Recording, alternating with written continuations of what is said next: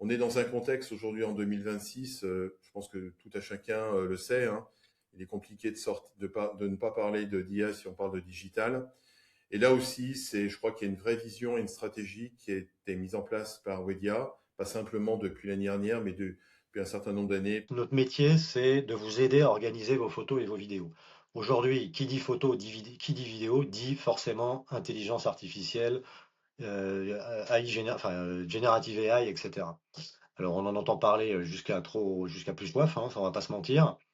Mais en tout cas, nous, on a des convictions très fortes. Première conviction, l'IA doit être au cœur du DAM, pas en périphérie. Je pars d'un visuel dans le DAM, je lui applique des modifications qui ont été encadrées ou définies par mon brand manager. J'hérite également dans ce visuel, j'ai des métadatas, et toutes ces métadatas d'un visuel, c'est autant d'informations qu'on va pouvoir passer au prompt pour qu'il sache ce qu'il faut modifier ou le produit qu'il faut surtout pas toucher.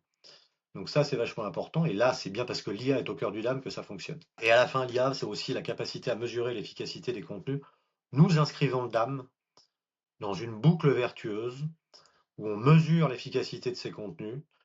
Et quand un contenu qui va bien, on le démultiplie. Un contenu qui va pas, on le corrige, on l'adapte ou on l'archive.